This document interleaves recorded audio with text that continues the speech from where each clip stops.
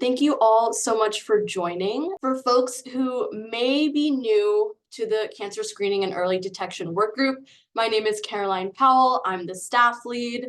The purpose of the Cancer Screening and Early Detection Workgroup is to connect and support people who are working to equitably increase cancer screening and early detection rates across the state. Okay, and now I have the absolute pleasure of introducing Mindy Conklin, who I first got to meet last year at the ACS National Colorectal Cancer Roundtable in Houston. And I know Devin and Gina were also there. So I was really excited to reconnect with Mindy when we were planning this meeting, just because we all know colorectal cancer is on the rise, especially in younger folks. And I think lead time messaging and just getting folks equipped with information when they're going to the doctor is so important. Like Mindy says, like 45 is the deadline. So just how can we engage younger audiences and actually take action, not just awareness.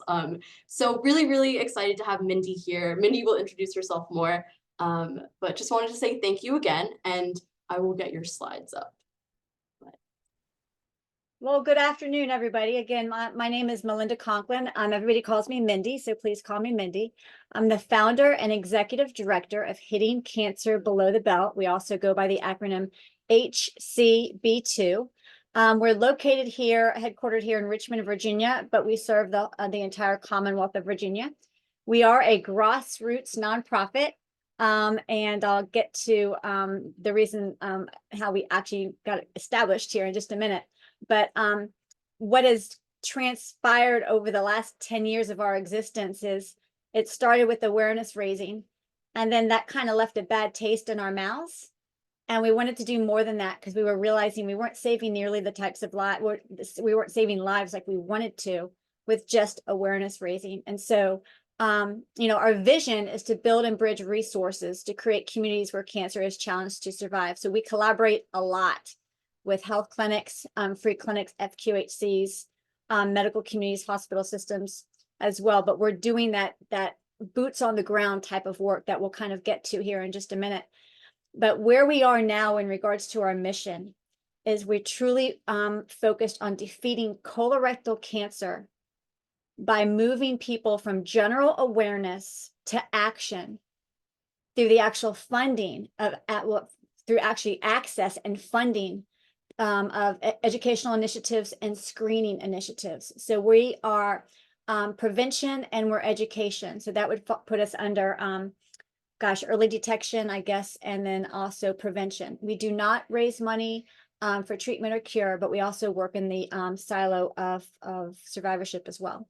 So those are two founding partners right there in that picture. That's me. That's Dr. Vohenberg on the right and Dr. Melissa Hurt on the left. Dr. Melissa Hurt is a functional medicine nutritionist, helps us with all of our prevention nutrition information. And then obviously Dr. Vohenberg, he's a GI surgeon. And so he's highly involved in all the work that we do on the early detection side. So thank you, Caroline. So this all started, unfortunately, there's my cute husband and my two kids about 15 years ago. My husband and I were married for 20 years and he passed away at age 43 due to colorectal cancer. He was diagnosed at age 41 in 2009. So at the time, it was very rare, very unheard of. And he did pass away in 2011. Unfortunately, now his story is extremely common. These are the stories that we hear all the time, right? And so I was a clinician. I was a mental health clinician for about 10 years, and 8 to 10 years. And I decided to go ahead and resign from that career because I did not feel right that there was not enough conversation about this disease. I'm always honest that when he was diagnosed at stage 4 with colon cancer in the sigmoid part of the colon, I did not know what the colon was, and I had to look that up, and I was 41 years old. So I ended up creating the actual organization in 2013, and we started as a 5K, and we raised about $55,000, and we gave all the money away.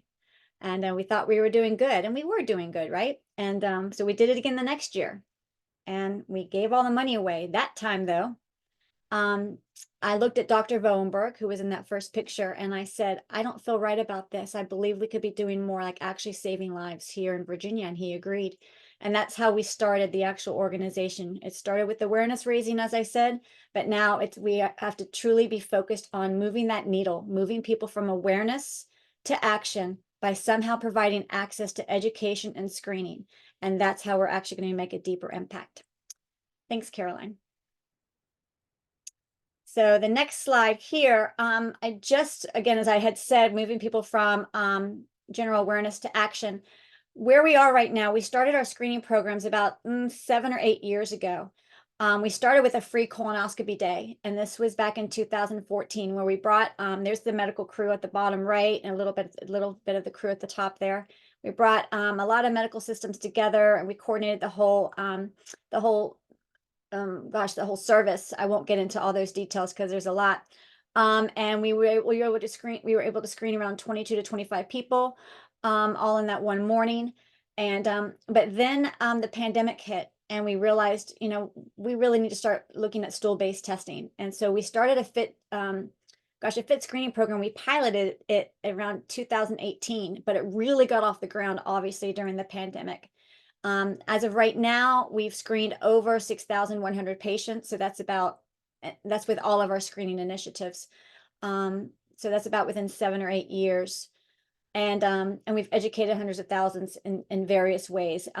As you can see some other pictures here, we'll get into them. We have an inflatable colon, right? And actually in March, in just a few days, that whole month of March, we're traveling 2,000 miles just within the state of Virginia during the month of March, meeting the requests of folks who are wanting colorectal cancer information. So we'll be hitting the roads here next week, actually. As you can see, we do have some teams that get involved. We now have, we do PSAs. You see us in the studio there. We actually did a flash mob way back in the day to all the quote unquote butt songs that are out there. And I think you'd be amazed at how many songs are out there that deal with the tush. And so we compiled that. We hired a choreographer, and we were doing flash mobs at various places in the Richmond area. That was a lot of fun. Wish we could bring that back, but that's outside of our bandwidth at the moment. But happy to tell you more about that offline if you're interested in starting a flash mob. Bottom left of your screen is the junior board, and I believe that's what we really want to talk about today, is the early onset of colorectal cancer, and what are some ideas, right, that we can do to start incorporating some lead time messaging. So those are some of the junior board members at our 5K. Thank you, Caroline. All right, so here's, this is not all the junior board. We actually have about 14 junior board members. This is an older picture, but we meet via Zoom. That's why that picture is there. I just wanted you all to know that we actually meet via Zoom. We only take off the month of July. So we meet on a Sunday at 4 p.m. once a month. And we start up in August and we finish in June. And we've had the junior board now for about 3 years. The very first year, they created the infographic you see on the right-hand side. That was their main project. And they came up with this: let's reflect gut health mirrors overall health. What they did with this flyer is they asked their principal and their administration if they could put this flyer up next to the mirrors in the restrooms. And so most of the schools allowed us to do it. Some deflected us to the county, and we had to get permission, but there's a lot of hurdles, as most of you all know, when working with high schools, that you have to jump over. But this was one of their first projects. And so the main point is we give them the education, basic education, from anatomy to actually, the gut microbiome, importance of probiotics, importance of a balanced microbiome, what impacts the microbiome, what actually helps the microbiome, all that kind of good stuff. We give them all this information. Now we say, now how do we tell this to students, to your peers? How do we say it? And so the first conversation we had was, what kind of GI symptoms, which sometimes they don't even know what that means. So we say gut symptoms. They now know that you've got the gut, the colon, the large bowel, the large intestines, the GI tract. It's all kind of this, it's all the same thing, right?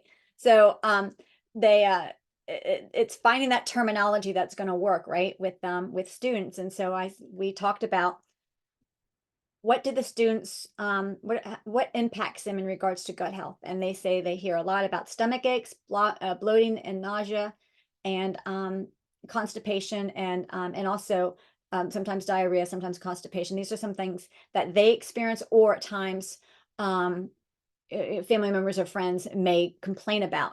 A lot of this, honestly, they talk about because of stress. They feel this way because of the stress load that they are under these days. So we started talking about some easy things that students might be able to do. It's practical that can kind of help that that gut microbiome become more balanced. So obviously getting away from the sugary drinks, and you can read the flyer right there. But these are the types of things that we start with them, right?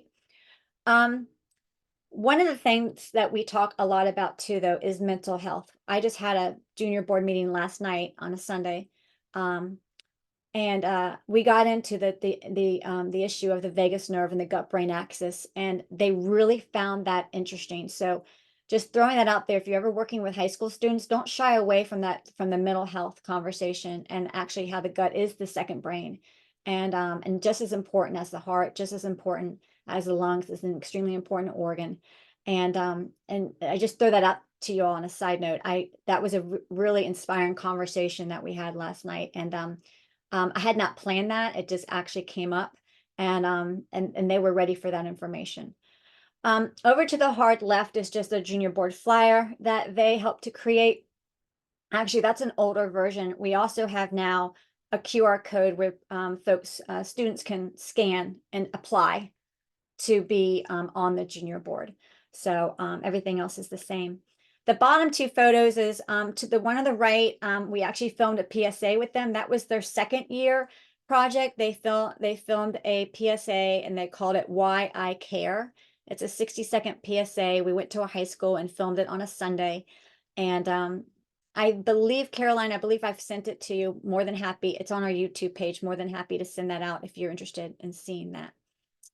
And then the other picture is just cute little Bren. She was helping me at an event that HCB2 attended in regards to for cancer patients and cancer survivors. And so obviously the junior board's got some opportunities to also work in the community and help out at some of our events as well. And next slide. So what's new in 2024 in regards to early onset? All right, so our target is obviously young people. We're now targeting young families, right? Because we know this disease is impacting younger people. And we're also, well, I'll start with that first. So how do we target young people? Obviously, we have the junior board. This year, they're doing the pickleball tournament. That's the photo on the top left. They are practicing their fundraising skills and planning skills and marketing skills and all kinds of things. So they have planned this pickleball tournament coming up in March. They'll also be taking over our Instagram account for about 2 weeks. So those are the two projects this year that they've been working on. So that's one way. Another way is at our 5K that we still offer is we wanted to get more young people involved. So we created a diaper dash, and that's that graphic down at the bottom. Basically what that is exactly what it sounds like. It is little babies crawling towards victory, basically, right? So it's called the Diaper Derby. They do this all across the country. You may have seen it before. And I can go into the details of how we're pulling this off. It's a free activity at our 5K. We're trying to promote this as a separate thing to come to the 5K and enter your 6-month-old to 1.5-year-old who's, they have to crawl their way to victory. And we have a huge mat, and I can go into it a whole lot more, but this is one way to also target younger families, right? Another way is the top right is the Caped Colon Crusader. That is for children under 6 and under, that they wear these cute little capes, they dress up, and they run about a half a mile. It's a free activity. It's also before our 5K, but again, getting families involved. and an event that we already have, right? We already have the event. Now, how can we get younger people there? And we're getting them there, hopefully, by offering activities for their children as well. And then lastly, over here to the right, this is new. This is we're calling it our hauling ass trailer, because it literally is. It's hauling our inflatable colon and all of our resources, and this is what we'll be pulling across the state starting next month. Right now, the actual trailer is getting wrapped in colon graphics. And actually, the back is really cute. I don't have a graphic. I don't have a picture of it on this presentation, but it actually says toot if you've been screened for colon cancer. So we're gonna be basically, tallying up how many honks we get as we're driving down 95, 64, 81, all the interstates. How many people are actually honking at us? We just thought, if we could collect a little impact data, that might be helpful. So, but anyways, we've got some educational graphics and some comical graphics that are going to be on the trailer. We also have a QR code on the very back. Assuming we'll be going very slowly, people will be coming up behind us. Hopefully it's the passenger that might scan our QR code, and that will take them right to our education page on our website. The last two things that I have up here listed, but I don't have a graphic for, is we're beginning to start using motivational interviewing when we're actually out in community, really meeting people where they are. We're very engaged with folks that come over to our setup. It's actually an exhausting day because we want to keep the conversation going. And again, moving that needle and meeting people where they are. You're going to have some folks that are not going to walk through that colon. That's about 20% of the people when we set up, they do not walk through the colon. We still want to approach them, right? We don't want to ignore anybody. And then you're going to have some folks that swing to the other continuum that are high-fiving us going, oh yeah, I love getting my colonoscopy. It's the greatest thing, every year stool-based or every 10 years or whatever. That's a whole nother way that we approach them. Those folks that are enthusiastic, we say, please make our jobs easier and go tell somebody how easy it is. Help us out. Go drive somebody to for their procedure. But we really try and stay in touch with them and encourage them to continue that kind of advocacy outside of just the health fair that they are attending. And then the patient advocacy form is just a new resource that we've created in English and in Spanish that really helps hopefully raise the confidence in a patient, right? To actually say to their doctor, no, I know I'm not of screening age, but I'm 40 and I'm having some GI distress, and raising that level of confidence to hopefully have that doctor then have a discussion about a potential screening method that is right for that patient. But I think some patients have been disregarded, right, by some in the medical community, and we really want the patient to take to know the language, to know what to ask for, to know what is not right. Blood in the stool is never right. It's not to be brushed off that potentially you have a hemorrhoid. These are the kinds of conversations that we're having with folks, and at the same time, we now have a patient advocacy document as well. So I just threw that in there since it was new in 2024. And I believe that's it. I've kind of moved rather quickly. My last slide is call to action. What can we do? Let's continue to collaborate. Let's continue to talk. I'm definitely going to be staying in touch with Brianna because I want to learn more about what she's learning in regards to genetics. I know that most of you guys know what R&D means, right? It means rip off and duplicate. So let me know what you guys are doing. Let us do it. We will share what we're doing. Try it out, modify it. Let's just keep chatting.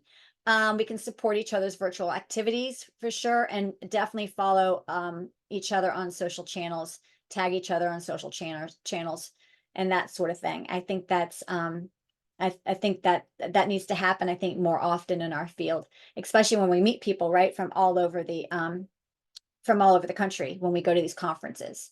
So that definitely will raise the level of conversation if we're all tagging each other. And I believe that's it. That's the end of my presentation. That was filled with graphics. I really wanted to hear a lot more from you all, quite honestly, because you all are the professionals. And I would love to hear more about what's going on in your neck of the woods. So thank you. I did put a chat in there if anyone had any questions to put something in there, and I'd help moderate. I don't see any, but I do see Dr. Ananiva. Is that how you say it? She says hi. She's also from Virginia Tech. Did I say that name Oh, right? I'm a Hokie. My daughter's a Hokie. My sister's a Hokie. So we'll have to talk again. Great. Nice to meet you. Nice to meet you. Yes. Yeah, so I would love to hear more about what you all are doing. And if you have any questions, I'd be more than happy to go into some more details.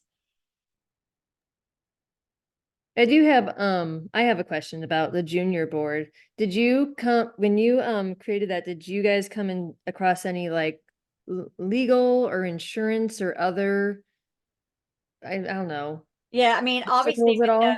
yeah, with the whack cancer, obviously we took out, well, we have insurance a lot. I have to get insurance a lot for the other activities that we do. So we just went ahead and got that covered, of course. In regards to safety and legal, this is one reason why we do not meet in person.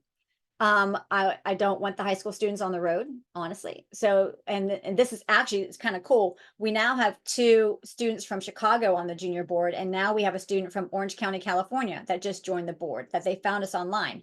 Who would have thought, right? So, because it's online. So, here I was trying to keep everybody safe, and it's actually broadening the junior board.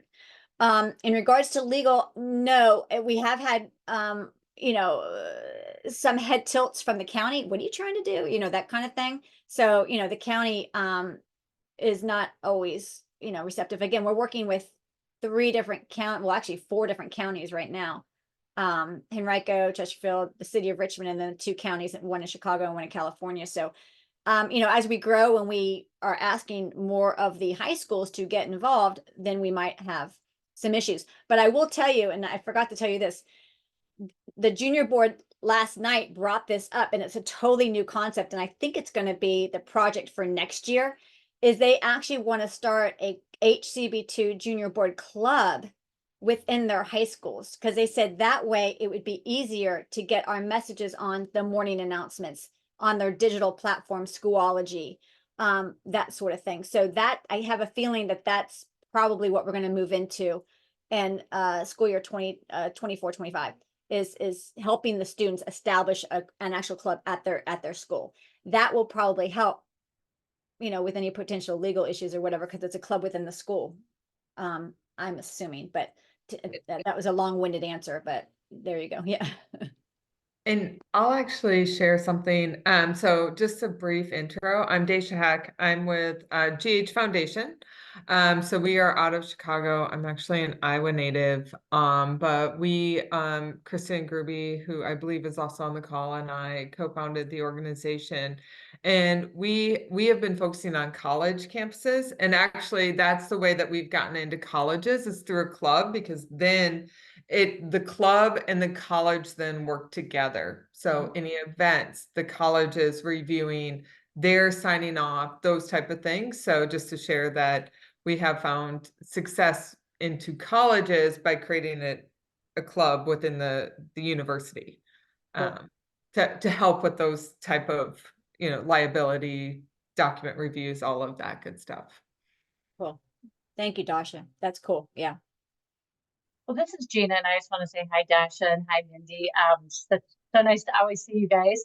I was going to ask you, Mindy, so with all of this work that you're doing, reaching out to the high school students and to you too, Dasha, about the college students, when you guys are talking about like gut health, and I know that that's kind of something that they're interested in, are you throwing out any of the information to them about what's coming down the pipe, like this huge this, you know, colon cancer being the #1 killer of young adults from 20 to 49 by the year 2030? And if so, how are you delivering that message, and how are they receiving it? Because Yeah. I'm just, you know, you guys always get my wheels turning when I talk to you guys. And so just curious to see like what and how. Yeah, the high school students that we talk about, we started that way. Jenna, honestly, we started by, you know, and actually all of our flyers had that. Why is it like we had a flyer, you know, do you know your family history? Do you know the GI symptoms to be not to ignore? We had this flyer, and then underneath it, it was like, why? Because, you know, colorectal cancer will be the #1 leading cancer killer in younger people from age 20 to 35, they still don't think that impacts them. My little group, right? They're like 35, 32, 26. They're 16, right? And then at the same time, I'm like, well, I don't want to scare them. It's not about that. So I'm glad you brought that up, because one of the conversations that we've had with them is, what are the types of things that people are feeling? And they're feeling stress, which I mentioned earlier, lack of energy, and lack of focus. So we're trying to, if we can make them feel better through lifestyle changes, that's where we're starting now, if that makes sense. Like, and so the first conversation we had is, what kind of GI symptoms do people have? The pain, the bloating, the nausea, that sort of thing, butterflies in the stomach. But what kind of mental health, what kind of other issues are they having? Again, lack of energy, inability to focus, that sort of thing. So we're approaching it as, well, these are some things that can make you feel better, as opposed to, but we started that way. We started almost not like with a scare tactic, but with the stats, right? Because that's really what's lighting a fire in me, right? Is like, oh my gosh, what's coming down the pipe, but it's not lighting a fire in them. Right. The second thing is, and this is something that we're working right now on for morning announcements, they're coming up with 2 statements for morning announcements coming up in March. And one is going to be a message for the actual peers, for them, and one is going to be a message for their parents. Because I also have a fire in me that I want these students to go home to their parents and say, hey, do we have a family history? And have you guys been screened for colorectal cancer yet? I want them to start that conversation. And so whether that's going to happen and students actually talk to their parents that way, I don't know. This is all kind of new, but that's the angle we're coming in at. It didn't work. It didn't work. The stat didn't work for us initially. Yeah. No. Yeah, and I'll jump in and say I agree. I think meeting them where they're at is so important, because when you're 21, 22, the statistic isn't impacting you directly. However, there are things that can impact you, right? So we had a webinar with a GI and an oncologist, and they talked about gut health. There's just the basics, like these are the things I'm experiencing in college, not necessarily focusing in on, hey, this is something you have to be scared of when you're 50 or 30 or 25, right? It was, what is your immediate thing, right? College is stressful, and basically the same things that Melinda has shared. Yeah. So yeah, I think from our perspective, it's always been kind of meeting them where they're at and trying not to scare them, but yet get them engaged to the point that it helps move the needle to hopefully help improve that statistic. Yeah. Well, and that just makes sense. Like if you're having them change their behaviors, or they're changing their lifestyle habits, it's kind of inevitably kind of help them as far as like maybe being at a lower risk of getting colon cancer, because they are doing some of the right things by, not drinking sugary drinks and all that stuff. So no, I just think it's fascinating work with both the work that you guys are doing. So thank Well, you. and I will, since you just mentioned sugary drinks, this reminded me of last night of our conversation. They brought up that they want to have at the pickleball tournament, we were talking about snacks, and I was like, okay, we'll have to do some healthy snacks. We'll do some fruit, that sort of thing. We specifically scheduled it from like 3 to 5:30. So not around lunch, not around dinner time, right? Because we don't really have a strong budget to feed, kids a good meal. So, but we will have snacks. So they came up with a water bar, because they know that, we talk a lot about lemon and lime in your water, a little pinch of Celtic salt at times, to help with the magnesium, to put minerals back in the water. We'll talk about herbs and cucumber, but different ways to drink water when people say, oh, I don't really like water, right? So we're actually going to create a water bar within the refreshment area. And so we've got 1 or 2 volunteers, I believe, who's going to help, slice up the lemons and limes and make the water bar, the way they want to make it. So again, it's so interesting when you give them a little bit of information, they come up with these really cool ideas. Yeah. I can't take credit for any of that. That's so cool. I've never heard of that before, but yeah, that's something we'll have to push with our clinics. Yeah, a water bar. Why not? Yeah. I mean, when you go to a spa, my goodness, right? You have all kinds of cucumber and herbs and all kinds of opportunities to freshen up your water, right? And so moving in that direction. Yeah. Hi, my name's Devin. I'm with Iowa Primary Care Association. I have a question about what you're maybe hearing from the junior board about gut health. So I know sometimes I'm a skeptic and can be overly skeptic about certain trends. I know gut health is very important and big believer in it, but I know like on social media, there's a lot of like false information being put out and even harmful information being put out. And sometimes it's even hard to tell who's being paid to promote things. And it's a huge trend right now. So I know that age range they receive so much of their health information from social media. I think TikTok's the primary source of news for Gen Z. So Yeah. just curious on how you guys are maybe fighting some of this misinformation or what you're hearing from. Yeah. Yeah, that's a great question. And you're so right. We really truly believe in an anti-inflammatory lifestyle, right? Just try and reduce the inflammation in the body as best as possible. And it's not just food, it's obviously environmental toxins and stress that can create a bodily environment where disease can thrive because of inflammation, right? So, and real food. So we're real food and inflammation. We don't push any type of, I love supplements. I believe in supplements. We don't push any of that. It's truly real food. And we say stop ripping, tearing, and microwaving. So, if your bulk of your food is ripped, torn, and thrown in a microwave, we may need to back off away from that because I don't know how much real food that is. So, that's just two ways that we approach it. We haven't really, that's a really good point though, honestly, is I could bring that up at the next junior board meeting is get some information from them. How much information are you getting off of social media, and ask them, what's being shown, is it the best detox drink? Is it the best supplement? Is it all about having a flat belly and, to do potentially harmful things, to get that flat belly, diuretics and that sort of thing. So, that's I like the question because it's now leading me to think that I need to probably stimulate that conversation, honestly. But yeah, we're an anti-inflammatory believer of lifestyle as much as possible, and real food, real whole foods. If that makes any sense. Yeah.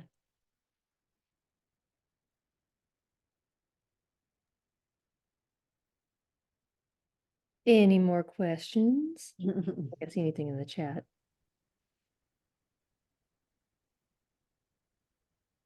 But comments about hot Cheetos and Takis. Yeah. I mean, the food's tasty for a reason, right? I mean, we know that. I mean, there's a neurotransmitter response immediately when some of these chemicals get put into our bodies. We know that the dopamine, the serotonin, it's boom, it's hitting. So it's hard, right? We remember eating all this stuff. I couldn't stop eating Doritos back in the day. So I get that. Yeah, I get that. But it's again, we, as much as possible, getting, the real foods, at least 3, if not 5 or more fruits and vegetables in a day of real fruits and vegetables, and helping kids, sneak things into their diets that they didn't really think about before, like garlic and onions. That counts, right? Herbs, that counts. They don't really think about that. I'm sorry, but I'm looking at the chat. Yeah. Oh, the Olipop and Poppy probiotic drinks for gut health. I don't know the Olipops. Tell me more about that. I'm not on TikTok, so Was that the Super Bowl commercial? Those? Might have been. They're basically these sodas that are called probiotic gut health drinks, and they're just God. like they Yeah. have plant fiber, and like they're just super popular right now. And like I have to call myself out. I do drink them, and like I have seen them on TikTok, so I will put out there that I am a Gen Z. But yeah, I think those are definitely super popular right now. And also, I don't know like the brand name. I think it's Bloom, but they've been really big with like their superfoods, their greens or something, which is stuff that you stir into your water. And like half of the videos seem to say that it's like amazing for your gut, and then the other half are like, this has made me feel sick every single day. So that definitely I think would be a cool Yeah. conversation for high schoolers, especially. So Yeah. Have you ever ate like some of the smoothies and whatnot? You could probably put in about 3 or 4 servings of spinach. Have you ever tried to get that down? Yeah, you don't feel so good the next day, so or that in a few hours. So yeah, I just wrote down a note that I will definitely bring this subject up about what they're seeing on socials. This has been such an interesting conversation. I'll have to report back to you guys because that's yeah. Thank you, Devin. Yeah, it was good. It was good. And actually, I do have one quick update, a follow up on Tegan's comment about the DC one. Have you done any state advocacy? Any Yeah. initiatives? Yeah, I mean, obviously we signed letters for Fight CRC and that sort of thing. We're finally going to be able to go down and support them. And DC, what is it, March 10th, something like that, 9th, 10th, something like that. So we'll be in DC. But as far as creating our own initiative, no. Have we been asked to go speak with lawmakers? Yes. Do we? Yes. So when we're asked by American Cancer Society's Cancer Action Network, which is their advocacy arm, we've actually spoken at one of their meetings, and we've gone down to our capital here in Virginia. I've spoken to lawmakers. We obviously sign letters when Fight CRC is sending us stuff, and ACS can. And then we're finally getting ready to go to DC. But to answer your question, yeah, we don't start our own initiative. We just don't have that capacity. But absolutely, if we can fit it in our schedule, we will support whatever's going on and whatever's needed. Yeah.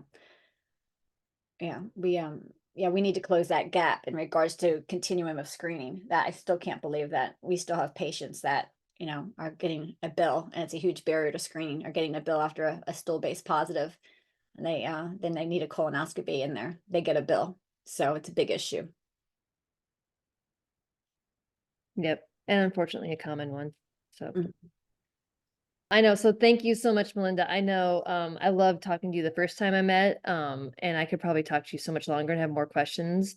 But I just wanted to thank Mindy so much again for joining. We really appreciate you and all of the work that you're doing.